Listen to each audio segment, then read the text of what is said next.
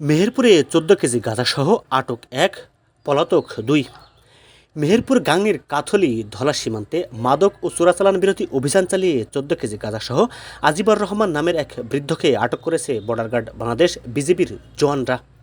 মঙ্গলবার ১১ ফেব্রুয়ারি দিবাগত রাত ১২:৩০টার দিকে কাথলি ধলা বিওপির সীমান্ত এলাকার মাঠ থেকে মাদকসহ তাকে আটক করা হয়।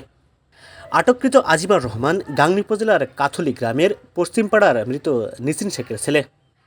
জানা যায় কাথলি ধলা বিওপি এলাকার সীমান্ত পিলার ১৩৪-এর 2S ২০০ গাজ বাংলাদেশের অভ্যন্তরে ধলা মাঠে হাবিলদার মোহাম্মদ আলীর নেতৃত্বে মাদক ও চোরাচালান বিরোধী অভিযান পরিচালনা করে বাংলাদেশি নাগরিক গাংনী উপজেলার কাথলি গ্রামের পশ্চিমপাড়ার মৃত নিসিন শেখের ছেলে আজিবরকে ভারতীয় ১৪ কেজি গাঁজাসহ আটক করেছে বিজিবি।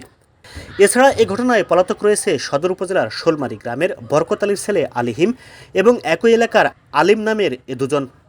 আটককৃত আজিবর রহমানের বিরুদ্ধে মাদকদ্রব্য নিয়ন্ত্রণ আইনে মামলা দায়েরপূর্বক তাকে গাংনী থানায় হস্তান্তর করা হয়েছে। গাংনী থানার ভারপ্রাপ্ত কর্মকর্তা ওসি বানী ইসরাইল জানান, বিজিবি সদস্যরা ১৪ কেজি গাঁজাসহ আজিবর নামের একজনকে নিয়ে এসেছে। তার বিরুদ্ধে যথাযথ আইনগত ব্যবস্থা নেওয়া হবে।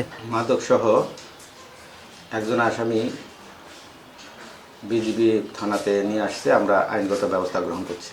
কত কেজি গাঁজা ছিল তার কাছে? ১৪ কেজি।